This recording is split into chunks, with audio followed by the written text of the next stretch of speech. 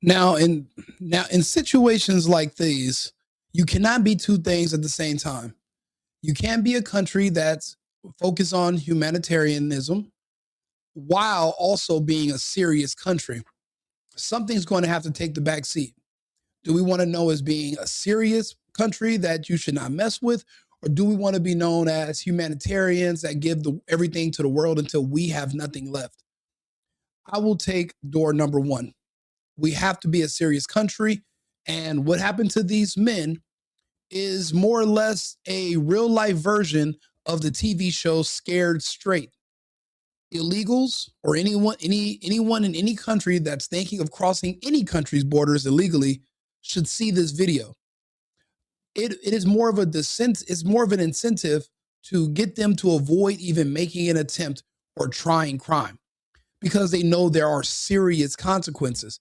And I don't think it gets much worse than this. So let's go ahead and take a look. The report found some Venezuelan citizens deported by the Trump administration to El Salvador faced horrifying abuse during their time in a notorious prison. The abuse allegedly includes systematic torture, sexual violence, and forced disappearances.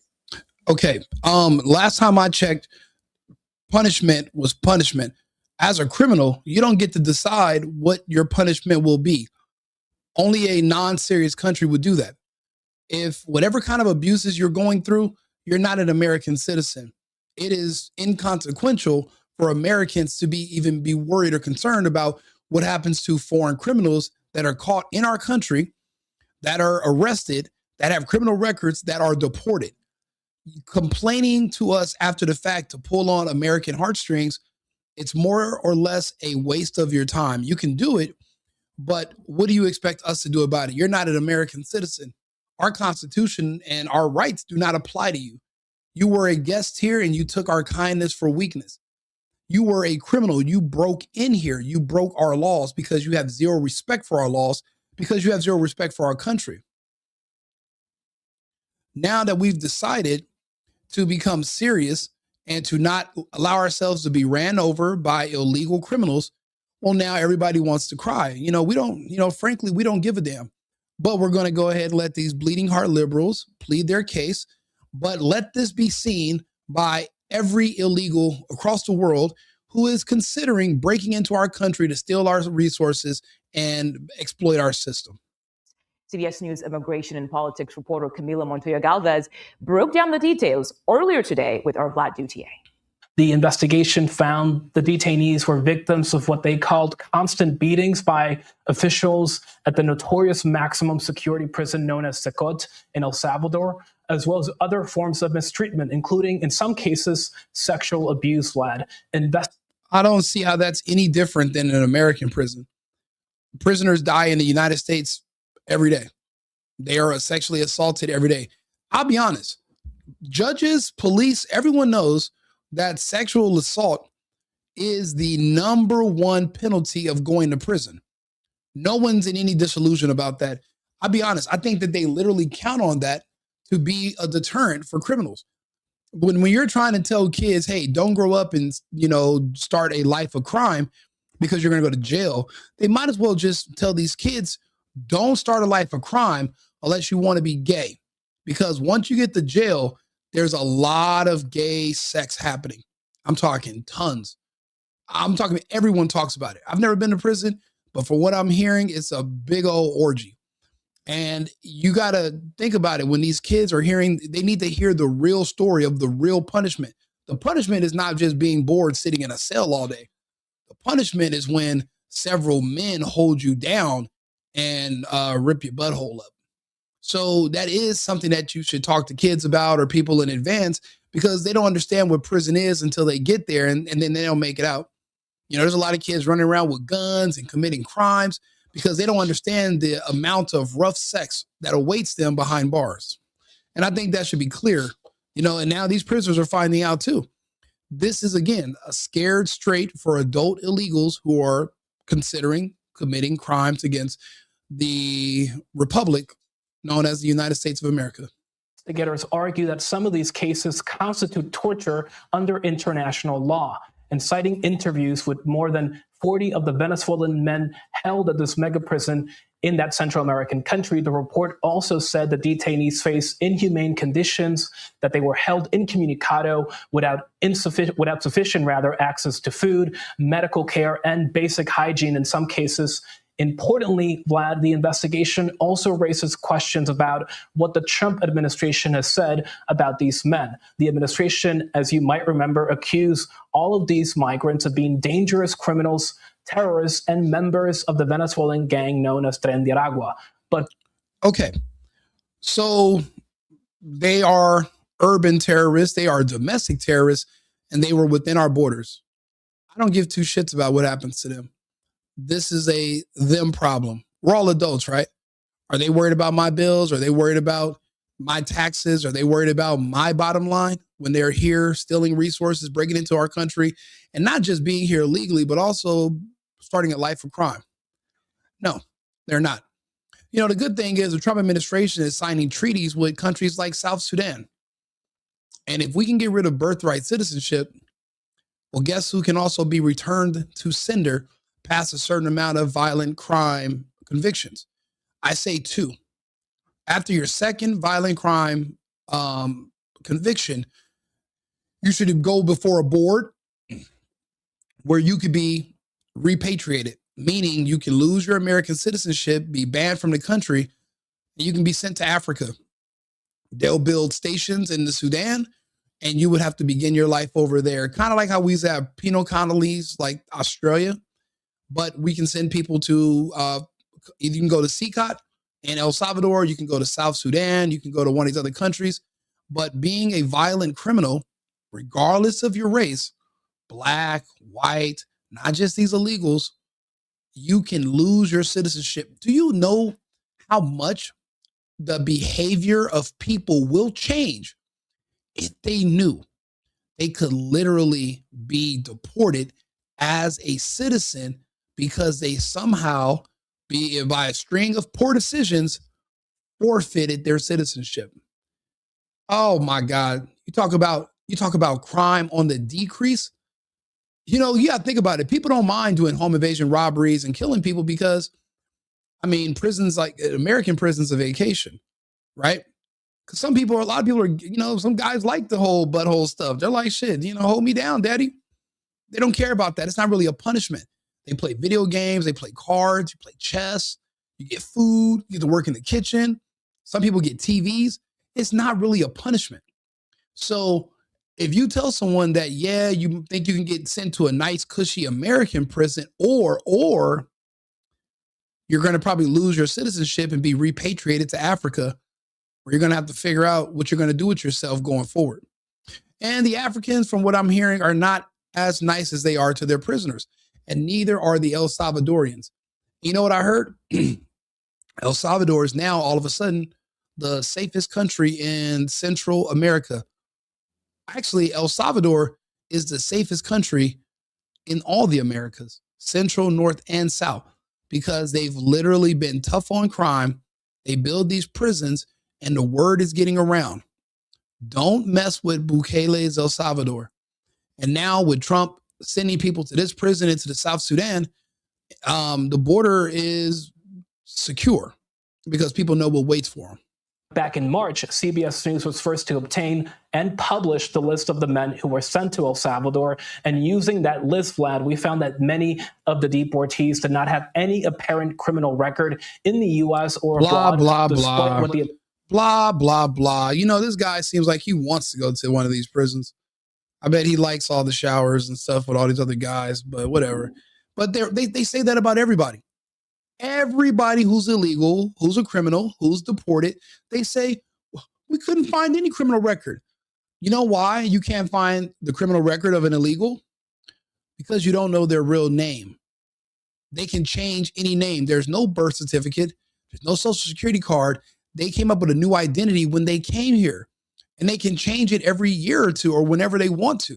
So it's hard to find the criminal records of somebody who can become anybody they want to, like that. They can go down to Alvarado Street in LA and get a fake social, fake ID, and start a whole new life. And then when they're arrested, you know what they're going to say? We couldn't find any criminal record. The feds can, but the news cannot. It's just like how now every woman that's arrested for shoplifting is magically pregnant. Any woman now in America that's arrested, they all scream, "I'm pregnant." So it's the same thing. It's a way to try to obfuscate being arrested or skirt your way out of getting in trouble. It's not going to work. You guys can cry all you want. What they don't understand is that you're really just helping ICE and Trump because you're spreading propaganda that's going to let people know there are actually real consequences for fucking with us. Administration said, and investigators today also found that the detainees, many of them had not been convicted of any crimes by federal or state authorities in the U.S. or in Venezuela. So again, we should. Coming to the United States illegally is a crime. You don't need to be convicted. You're already here as a criminal. Illegal entry is a crime. I cannot illegally enter any other country. I have to get permission. If I break the law, if I sneak into Canada, I'm breaking the law. That's a crime. Stop saying that. Being here illegally is a crime. If I overstay my, if I'm supposed to be in the country for 90 days, on day 91, I am a criminal. That is a crime. Please stop sharing that BS. We don't want to hear it. That's not going to work either. Being here illegally is a crime. That makes you a criminal, period.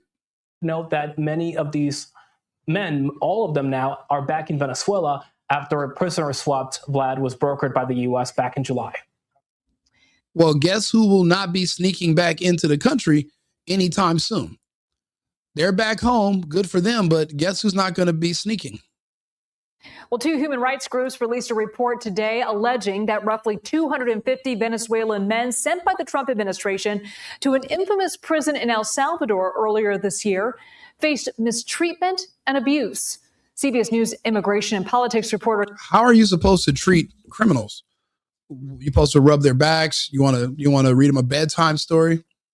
Or do you apply belt to ass? The hell, when did everybody become so? I'll be honest. I don't even think they love criminals. I think they just hate Trump. So no matter what Trump does, they hate it. But that's too damn bad. He's our president. And the good thing is, if there is an incoming war or civil conflict in this country, well, you guys know what side I'm on. Camilo Montoyo Galvez has the details. Torture, arbitrary detention, and enforced disappearance. That is how human rights investigators are describing the treatment of more than 200 Venezuelan migrants deported by the U.S. to El Salvador back in March. The deportees were held at a notorious mega prison known as CECOT for months before being returned to Venezuela in July as part of a prisoner swap brokered by the U.S. Actually, there's a video that I wanted to play, and it shows, where is it at? Oh, it was on the 60 Minutes page. Let me see here. 60 Minutes, El Salvador. Let's see here. This one was showing some of these guys actually talking. And I wanted you guys to hear a group of it right here. It began as soon as the planes landed. The deportees thought they were headed from the U.S. back to Venezuela, but instead... Yeah, you don't get your way. You don't get to decide your punishment. You don't get to say, okay, give me a free trip home. You know how much tickets cost to go to Venezuela, and you want me to pay for that too? So I pay for your housing in jail and outside of jail. I pay for your food. I pay for you to have the luxury to go commit crimes. And now you want me to give you a free ticket directly home? No, sir. We got a pit stop to make. Pick you up some donuts in this little restaurant called CECOT. They were shackled, paraded in front of cameras, and delivered to CECOT, the notorious maximum security prison in El Salvador. I mean, I'm talking about this delivery is better than Amazon. This is like using those drones. This is a special delivery. And these are the kind of deliveries they need to be playing on bus stations and train stations to let people know what time it is. The days of just running over the United States are over. Se acabó. Se acabó. Where they told 60 Minutes they endured 4 months of hell. Did you think you were going to die there? 4 months is about right. You're illegally in the United States. You got to have, there are penalties. There are penalties. Why does everybody think that you can just get away with anything, including murder, and not be punished? Like, these people are insane. We thought we were already the living dead, honestly. It began as soon as the planes landed. Yeah, they thought they were the living dead. They thought they were sent to hell. And technically they were. Many people have called CECOT hell. And you know what that does? That's a place you don't want to go. So what do? Don't do things that will get you put in prison or sent to hell. Don't do it. You have a choice. Life's about decisions. Do you want to live here? Or do you want to live in a free world? What we're about to walk into. Suddenly, you're hit with the intense gaze of dozens locking onto you. These men described as the worst of the worst, tattooed with reminders of El Salvador's dark past. And it's crazy. Many of them were let out of prison and sent directly to the United States. And their country told them, do not come back. But they let them out of jail because, it costs money to keep people incarcerated. I mean, when we spend thousands a day per person to keep you fed, keep you alive, you're given free medical, but you're a prisoner.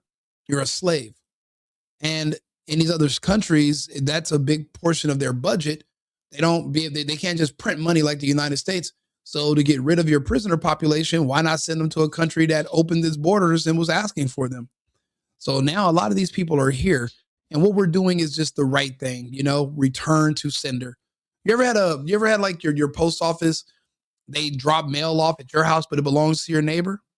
And you're a very Ned Flanders neighborly type of person. And so are we here in the United States. We're going to take your mail, which is in the form of criminals and prisoners, and we're going to drop them off to you. Or we'll drop your mail off at a location like CECOT where it can marinate. Then we'll send it all the way to you. You can say thank me later. It's tense and uncomfortable. But here, officials say comfort isn't meant to exist. There's no mattresses, there's no sheets. You've got a toilet over here for them to go to the bathroom. You've got this basin here that they use to bathe them. Yes, they absolutely get free medical.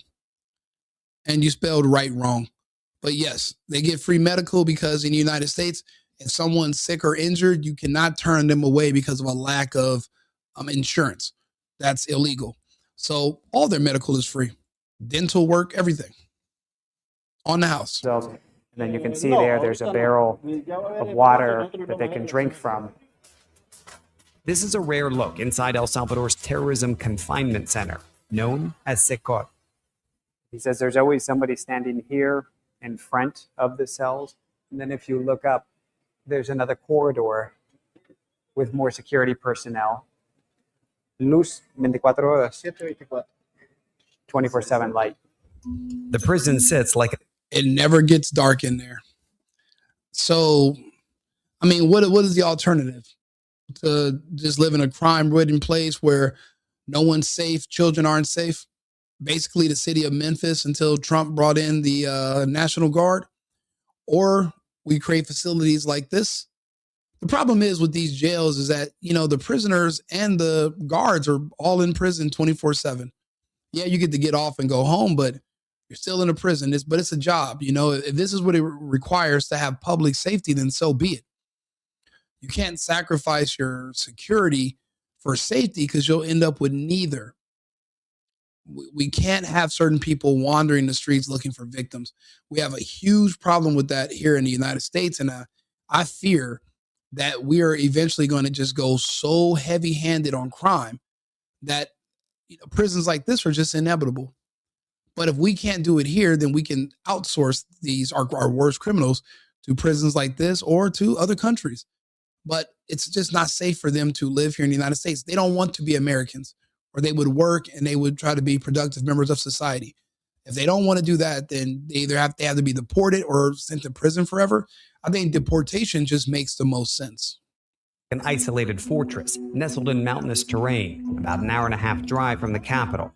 Even with government officials on board with us, we're stopped a mile out. Oh, okay. He's gonna inspect bags now too. Okay, we're clear to get back in. See, people might see this and think this is a dictatorship, but no, this is what a serious country looks like. It takes public safety and security seriously. In the United States, we are way too lax. And that's why we're always victims of something. Right now, we got the power out in San Francisco.